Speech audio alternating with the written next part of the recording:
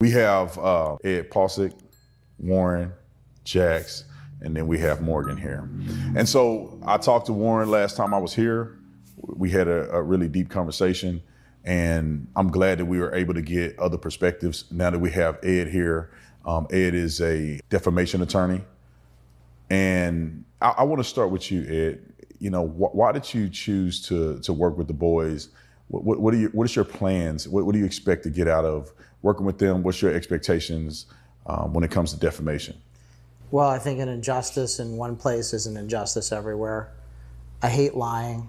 I care about the truth, but most of all, it's the actual people who are involved here. So first of all, I just want to say Tyler Cox really welcomed me here.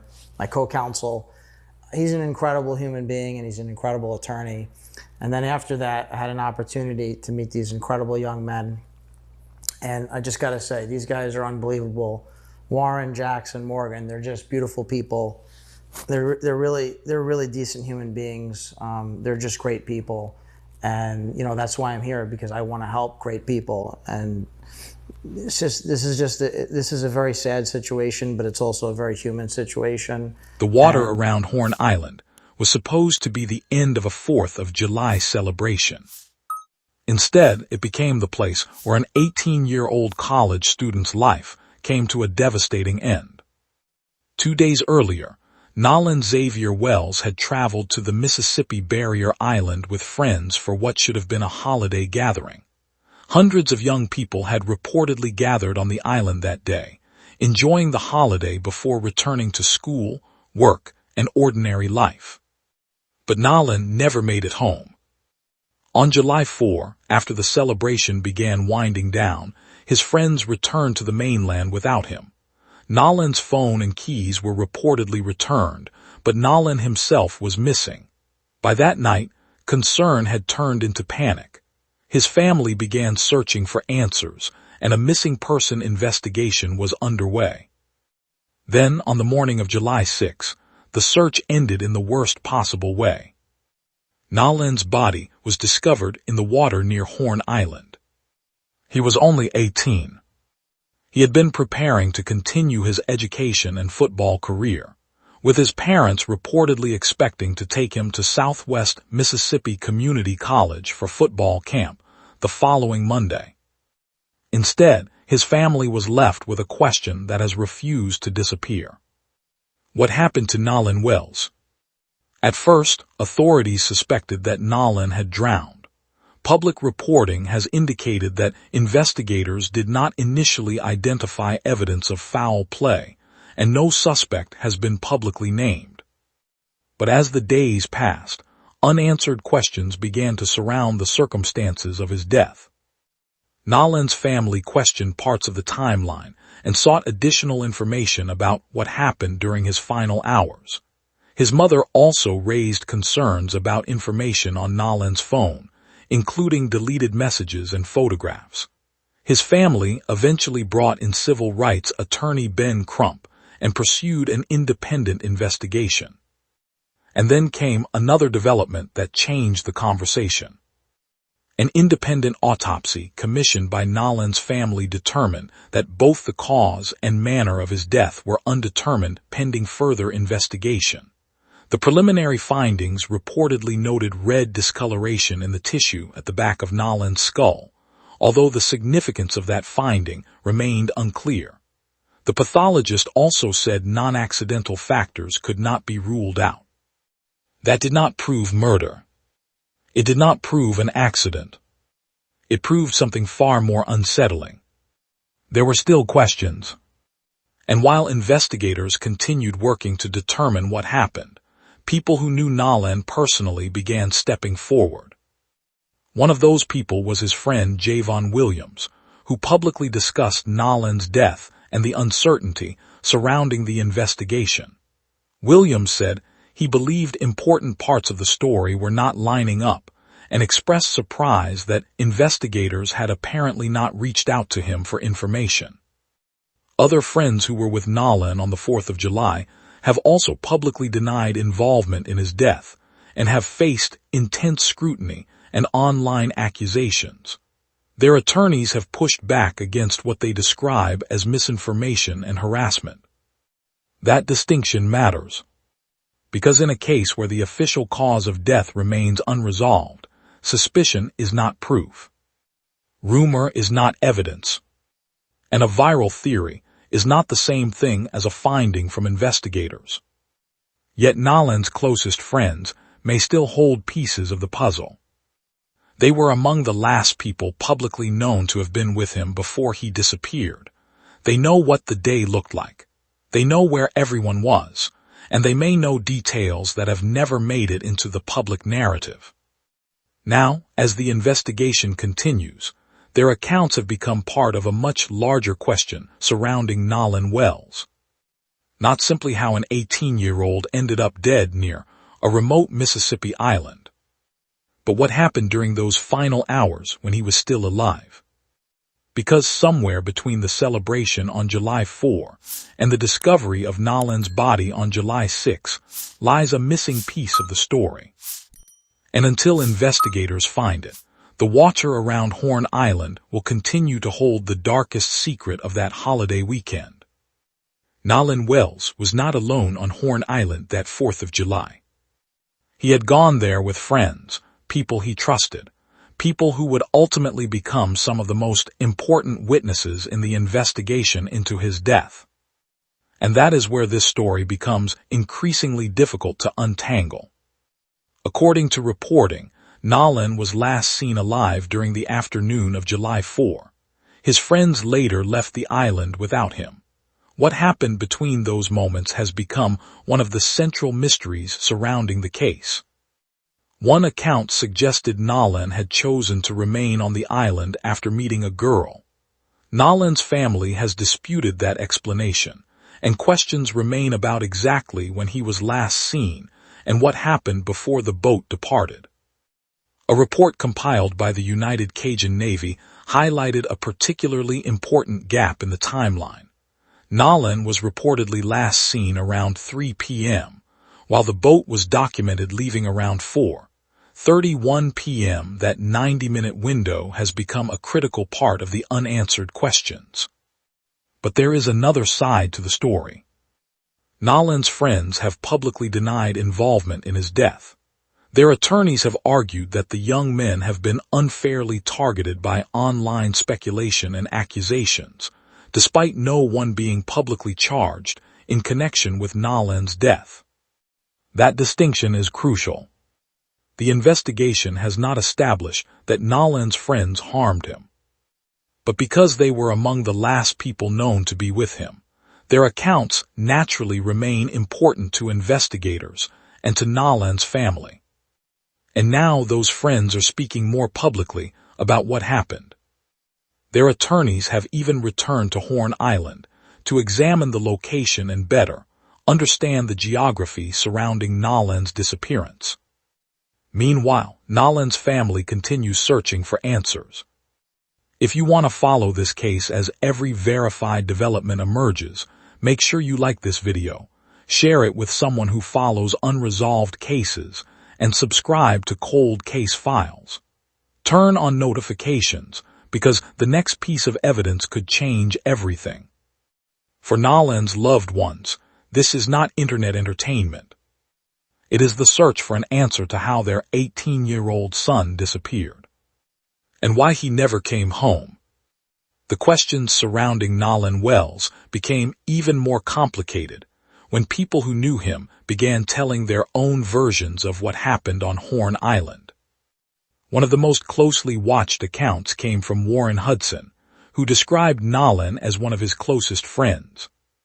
Hudson later gave a public interview in which he discussed the final hours of the 4th of July trip and pushed back against the growing belief that Nolan had simply been abandoned. According to Hudson's account, the group's boat experienced mechanical problems. He said Nolan was aware of the situation and chose to remain on the island while spending time with a girl he had met there.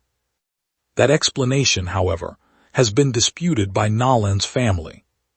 His parents have repeatedly said that Nolan was the kind of person who stayed with his group and would not willingly separate himself from his friends on a remote island.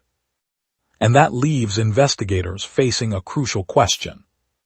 Was Nolan actually choosing to stay behind? Or was something else happening during those final moments? Publicly released information places the boat's departure at approximately 4:31 p.m., while a volunteer report placed Nolan's last known sighting around 3 p.m. The gap between those two moments has attracted enormous attention, although the volunteer report itself warns that its material is not a law enforcement finding, and that some photographs and information remain unverified. There is another important detail. The Jackson County Sheriff's Office has continued to describe the investigation as active and ongoing. Authorities have asked the public for photographs, videos, eyewitness accounts, and information about possible altercations or disturbances on the northwest side of Horn Island. That request matters because investigators are not simply trying to determine where Nolan went. They are trying to reconstruct an entire afternoon from fragments. A photograph, a phone, a boat's movement, a witness remembering what they saw, and accounts from people who were there. Meanwhile, Nolan's friends have continued to deny that they harmed him.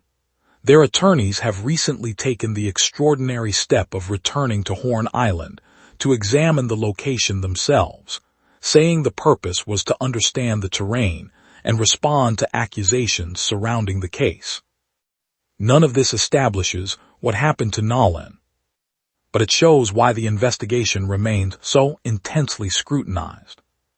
Because somewhere inside those missing minutes may be the answer. And until that answer is found, every account of Nolan's final afternoon remains another piece of a puzzle that has yet to be completed. The search for Nolan Wells had ended with the discovery of his body. But for his family, that was not the end of the mystery. It was the beginning of a much harder question: what actually caused Nolan's death? When his body was recovered from the water near Horn Island on July 6, authorities initially considered drowning as the likely explanation. But investigators had not publicly established that drowning was the definitive cause, and the case remained open. Then came the independent autopsy commissioned by Nolan's family. The preliminary findings did not provide the clear answer everyone had been hoping for. Instead, the cause and manner of death were classified as undetermined pending further investigation. The forensic pathologist reported no fractures or deep tissue injuries, but noted red discoloration in tissue at the back of Nolan's skull. That finding was described as inconclusive and requiring further investigation.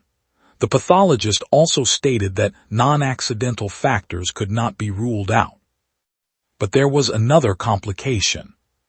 Nolan's body had already undergone decomposition by the time the independent examination took place. The pathologist explained that this limited what could be determined from the remains. That meant the autopsy could not simply answer the question everyone was asking. It could not definitively say Nolan drowned. It could not definitively say someone caused his death. And it could not definitively say that his death was an accident. For Nolan's parents, that uncertainty was devastating. They had lost their son, yet the medical evidence had not provided a final explanation for how he died. Meanwhile, investigators were still trying to reconstruct the hours before Nolan disappeared. The Jackson County Sheriff's Office requested original photographs, videos, and eyewitness accounts from Horn Island, particularly material showing Nolan, possible altercations, arguments, or unusual activity. That request revealed just how important the island's crowds could become. Hundreds of people had reportedly gathered there for the 4th of July. Somewhere among those people could be an image, a recording, or a witness who saw something that others missed. And now, another development was emerging. Nolan's friends and their attorneys were preparing to return to Horn Island themselves, saying they wanted to understand the location and respond to the growing accusations surrounding them. They continued to deny wrongdoing. No one had been charged with Nolan's death. That fact remains critical. But as lawyers, investigators, family members, and friends examined the same stretch of sand from very different perspectives, the central mystery remained unchanged. Nolan went to Horn Island with friends.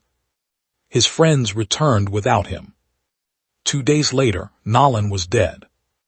And the evidence had yet to explain why. The deeper investigators looked into Nolan Wells' final hours, the more complicated the story became. And now, the people who were with Nolan on Horn Island were stepping forward themselves. Warren Hudson, Jax Pitalow, and Morgan Seymour have continued to deny any involvement in Nolan's death. Their attorneys have publicly maintained that the young men have been unfairly targeted by accusations spreading across social media. But their decision to speak publicly has brought another layer to an already complicated investigation. The friends recently returned to Horn Island with their attorneys, not to collect evidence, but to examine the location and understand the terrain where Nolan was last seen alive. Their legal team said the visit was intended to provide context and challenge what they consider misinformation surrounding the case. Then came an emotional admission. Nolan's friends reportedly said they regretted ever going to Horn Island that 4th of July, believing that if they had never made the trip, Nolan might still be alive. That statement does not establish responsibility, but it reveals the emotional weight hanging over the people who were with Nolan that day. Meanwhile, Nolan's family continues to demand answers. The independent autopsy commissioned by the family determined that the cause and manner of death were undetermined pending further investigation. The official autopsy has been completed, but its results have not been publicly released. And while no one has been charged in connection with Nolan's death, authorities continue to investigate. The case has also taken an alarming turn away from the original mystery. 3 people have recently faced federal charges over alleged threats directed at individuals connected to the investigation, including a judge, a witness, and local officials. Those arrests concern alleged threats surrounding the case, not Nolan's death itself. As emotions rise, investigators still have to separate evidence from speculation. And that is why this case demands patience. Because Nolan's family deserves answers. His friend deserves the presumption of innocence. And investigators need the freedom to follow the evidence wherever it leads. If you want to stay with us as this investigation develops, make sure you like this video, share it with others, subscribe to Cold Case Files, and turn on notifications. Because the truth may not be hidden in the loudest accusation. It may be buried inside one small detail that investigators have not yet explained.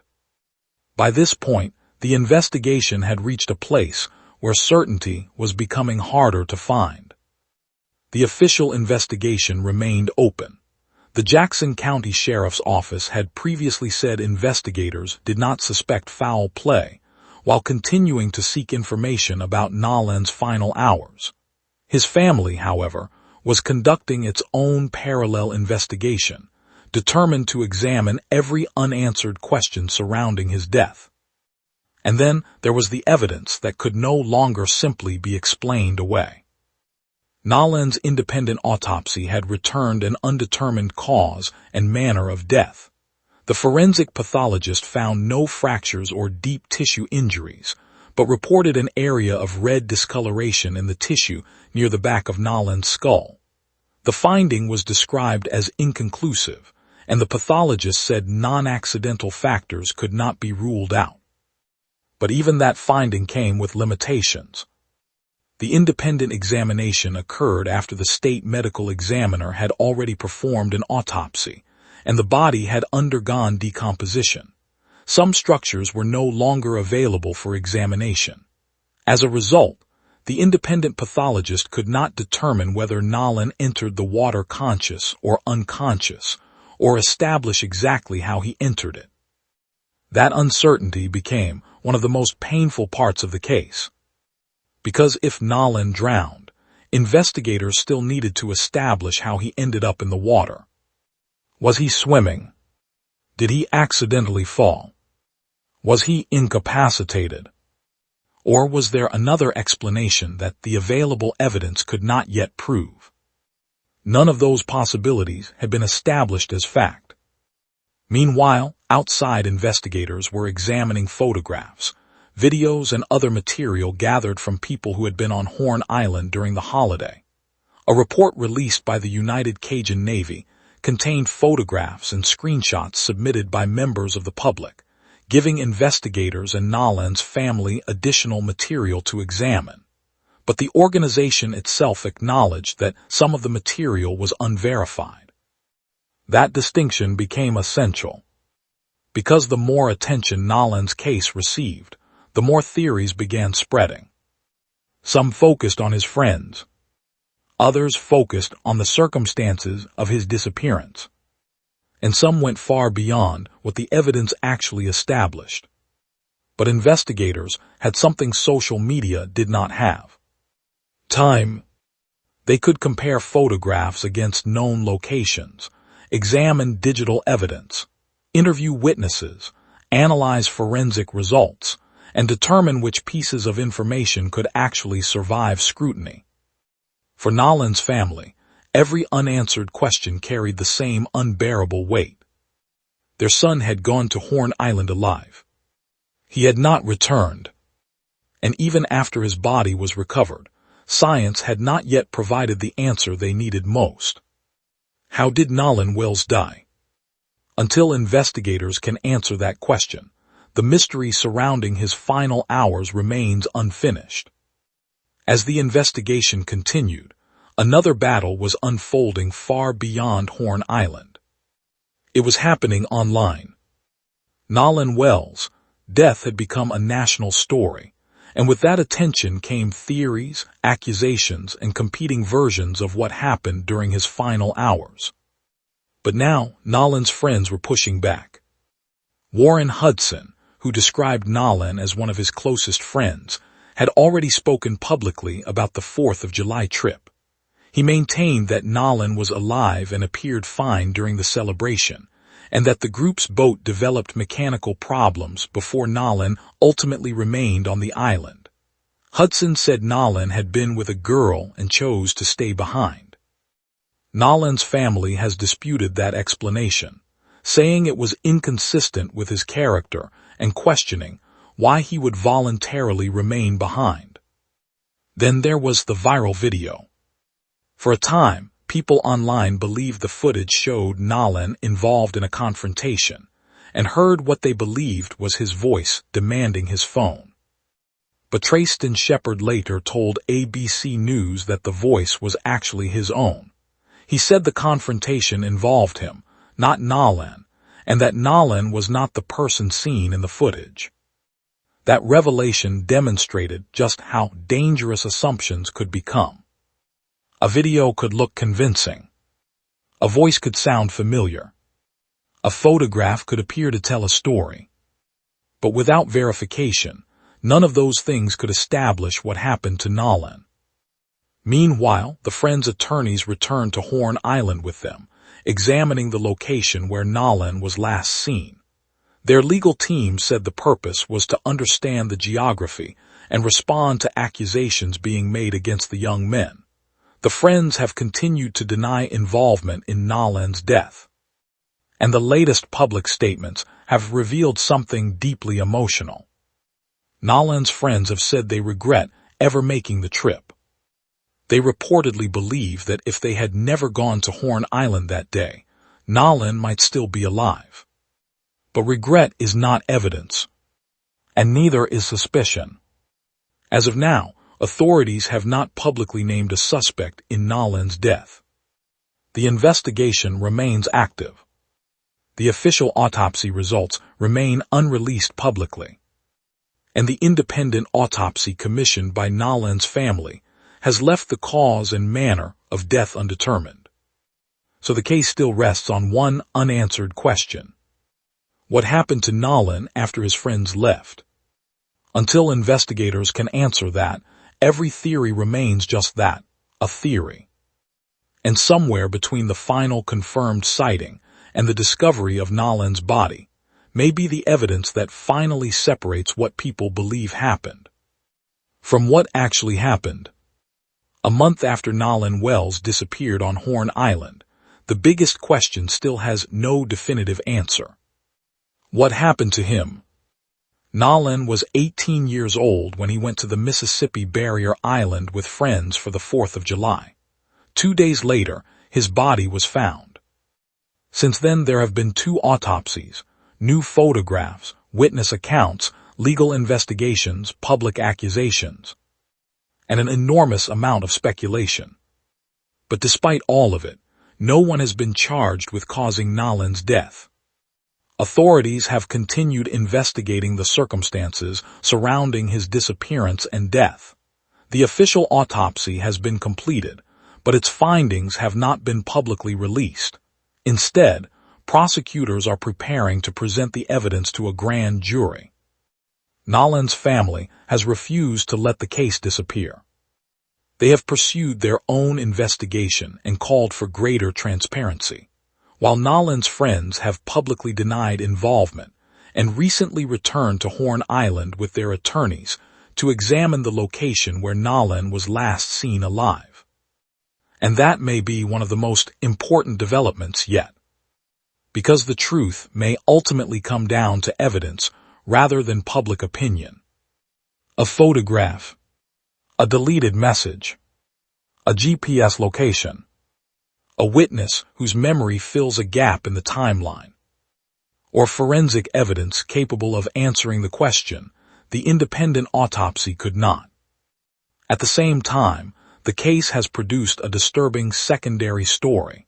3 people have been charged with allegedly making threats against individuals connected to the investigation. Those charges are separate from Nolan's death, and the people arrested have not been accused of killing him. That distinction is important, because Nolan's family deserves justice, but justice requires facts. And Nolan's friends, regardless of public suspicion, are entitled to the presumption of innocence unless evidence proves otherwise. So tonight the mystery remains. An 18-year-old went to an island with people he trusted. He never returned. His body was found 2 days later. And more than a month afterward, investigators still have not publicly explained exactly how he died. If you believe Nolan's story deserves continued attention, like this video, share it with someone who follows true crime, subscribe to Cold Case Files, and turn on notifications for future updates. Because sometimes a case does not break because of one dramatic confession. Sometimes it breaks because one forgotten detail finally makes sense. And somewhere in Nolan Wells' final hours, there may be a detail that has not yet been understood. So the question is no longer simply what happened on Horn Island.